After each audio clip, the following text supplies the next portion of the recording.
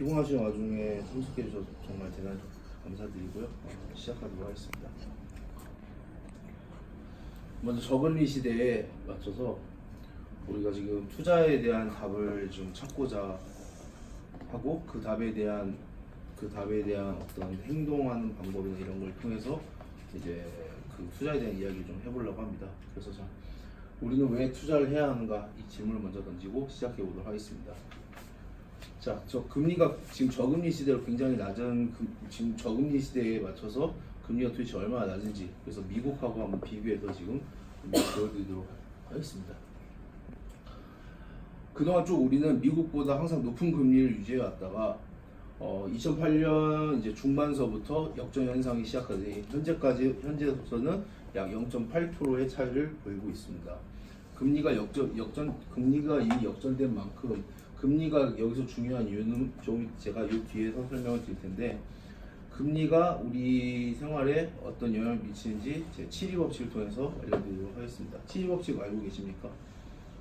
7위 법칙이라는 것은 내 자산이 어떤 금리를 통해서 2배로 불어나는 기간을 계산하는 방법인데 1.5%를 가정했을 때 약 48년의 시간이 걸린다고 합니다.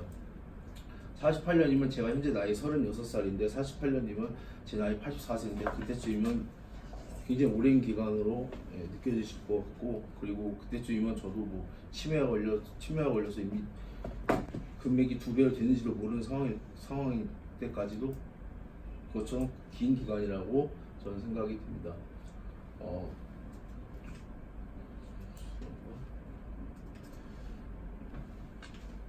자, 수익률의 차이를 좀 말씀드릴 텐데 수익률이라는 것은 내 원금의 어떤 이자나 이런 거를 곱해서 새로운 뭔가 수익률을 만들어내는 것인데 자, 가령 30만 원을 20년 동안 저축하면 7,200만 원의 원금이 모여 있는 것이죠.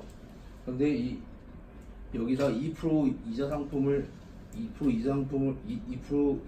상품에다가 이제 예치를 하게 된다면 원금에 약 8,800만 원 정도의 그 수익금이 생긴 거고 여기에 4%를 좀 더한 6%의 이상품에 추가를 한다면 약 2배 가까이 되는 1억 3천 정도의 자금이 모이게 됩니다. 그리고 잘 보게 됩니다. 그런데 아까 말씀드린 대로 1.5%라는 예금을 통해서 2배의 수익을 내려고 한다면 다른 방법도 있습니다. 그 중에 하나는 저축액을 늘리는 겁니다. 근데 저축액을 늘린다는 거는 현실적으로 수입이 고정적이기 때문에 금액을 늘린 것 자체는 좀 힘든 가설 중에 하나고 두 번째는 저축 기한을 늘리는 방법입니다. 근데 우리가 사람의 수명이 정해져 있기 때문에 저축 기한을 2배로 늘린다는 것 역시 힘든 방법 중에 하나라고 생각하고요. 그렇지 않으면 우리가 할 수 있는 것은 뭐다? 아까처럼 수익률을 높여서 수익률을 높이는 방법이라고 저는 그렇게 생각을 합니다. 우리가 그럼 투자를 잘 못한 이유는 뭐라고 생각하십니까? 투자를 잘 못한 이유는 투자를 몰라서 저는 못한다고 생각을 합니다. 그럼 투자를 모르면 어떻게 해야 되냐? 그럼 우리도 누군가 잘하는 것을 따라하듯이, 그러니까 우리도 이제 누군가를 보면서 이제 배우면서 따라하듯이 투자를 잘하는 사람한테 배우고 따라하는 것이 맞다고 저는 생각합니다. 그 중에 하나가 이게 워렌 버핏이라는 사람인데 워렌 버핏은 투자의 귀재로도 유명하고 억만장자로 유명한 사람이기도 합니다. 그러면 다시 한번 질문을 드리면 우리는 워렌 버핏과 같은 억만장자입니까? 네, 아니죠. 왜? 일단 이 사람만의 자산도 없을 뿐더러 이 사람이 투자한 만큼의 시간을 우리는 투자하지 않았기 때문입니다. 하지만 우리는 저 사람하고 같은 사람이 아닐지언정 저 사람이 한 행보를 똑같이 따라할 수 있습니다. 그래서 워렌 버핏은 얘기합니다.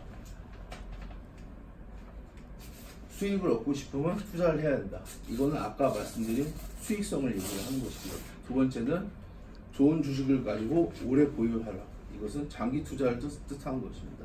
그래서 이 두 가지만 따라 하더라도 우리는 투자를 할 수 있다는 것을 이제 투자를 할 수 있다는 걸 알 수 있습니다. 모든 현상은 징후라는 것이 있는데요. 모든 현상은 징후라는 것이 있는데 이 징후라는 것이 생긴 다음에 현상이 일어나는 것이기 때문에 이 징후를 알면은 우리가 예측을 할 수가 있는 거고요. 가령 이제 명절 대목 전에 이제 물가가 오르는 것들 이런 것들이 징후라고 할 수 있고, 그다음에 태풍이 오기 전에 이제 날이 이제 조용하거나 고요하거나, 그렇죠? 그런 식으로 어떤 징후가 있으면 그다음에 현상이 생기기 때문에 이거를 보고 우리는 예측해서 투자를 할 수 있다, 이렇게 말씀드리고 싶습니다. 자, 3차 산업혁명에 대해서 예를 들어서 설명을 해보겠습니다. 3차 산업혁명은 닷컴혁명이라고 하는데, 이 닷컴혁명의 최대 큰 수혜자가 있죠. 바로 누구냐면 스티븐 잡스입니다. 애플을 만든 스티븐 잡스인데, 이 스티븐 잡스는 내 손 안에 인터넷 아이폰을 만든 후에 회사 시가총액이 10년 만에 10배로 증가하게 되었습니다. 그럼 이는 아까 말씀드렸던 7위 따라서 7위 법칙에서 원금이 2배로 불어나는 1.5 이자를 기준해서 얘기하면 48년보다도 더 시간도 앞당기고 그 배율도 더 10배로 더 늘어난 케이스 중에 하나입니다. 그러나 여기서 국한되지 않고 이 내 손 안에 인터넷이라는 이 애플의 아이폰을 이용해서 이거보다 더 획기적인 성과를 낸 사람이 있습니다. 그 사람 바로 페이스북의 창업가 마크 주커버그입니다. 이 사람은 아이폰이 나온 다음에 페이스북이라는 회사를 시가총액을 5년 만에 10배로 만들었습니다.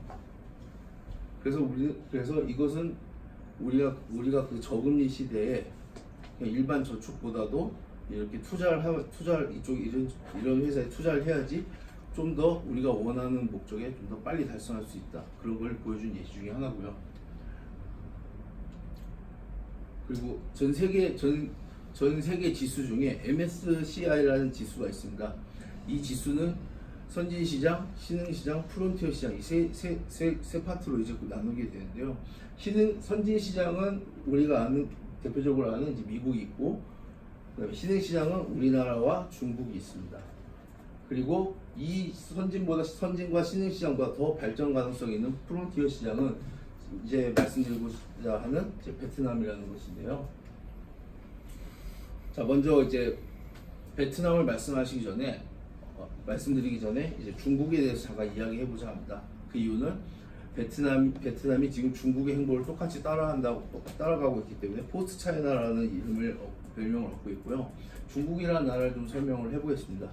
중국이라는 나라는 전 세계 면적으로 네 번째로 크고 인구도 전 세계에서 가장 많고, 그 다음에 G2라는 쌍두마차 미국과 중국 이 두 선진국을 뜻하는데, 지금 미국을 역전하려고 부단히 나라 자체에서 노력 중에 있다고 보시면 되겠습니다.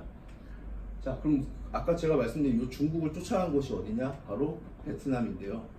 베트남 같은 경우에는 베트남 주가 상승 현황을 좀 말씀드리겠습니다. 베트남 같은 경우에는 지금 주가 상승 현황이 48%인데 이것은 무엇을 뜻하냐면 수익을 얻고자 투자를 했을 때 48%의 수익을 거둬들인다는 뜻이라고 생각하시면 됩니다.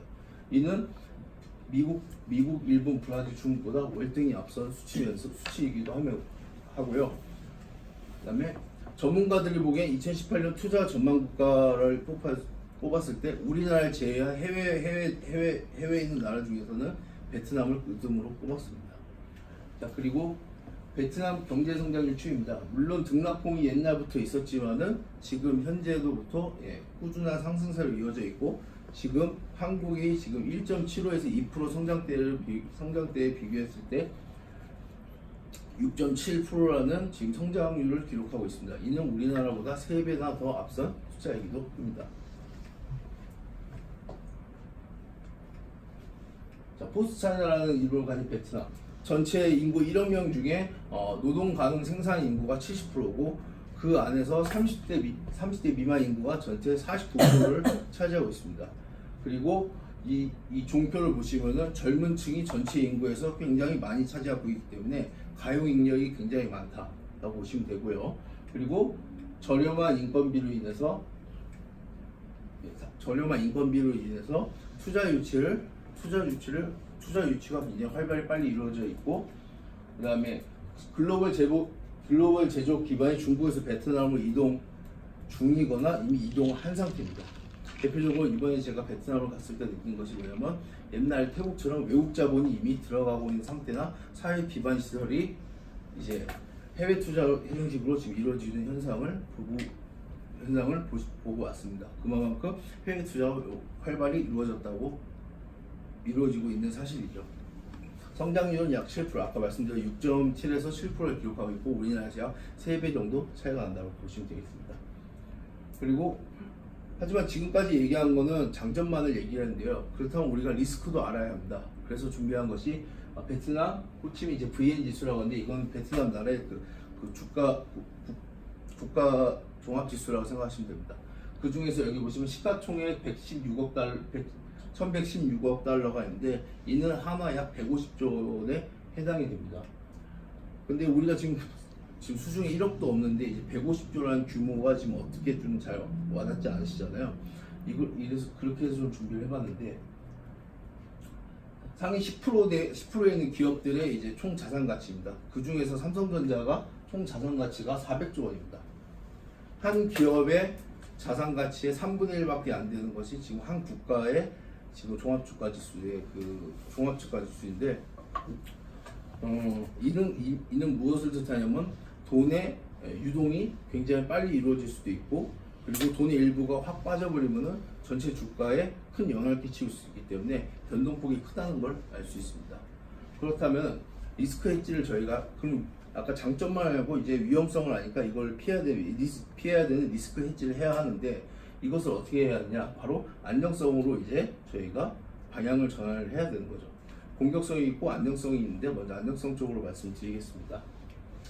채권 펀드를 좀 말씀드리겠습니다. 채권 펀드라는 것은 국채와 공기업에서 말하는 공채, 이걸 합쳐서 만든 펀드를 이제 국공채 펀드라고 하는데, 이 국공채형을 잘 보시게 되면은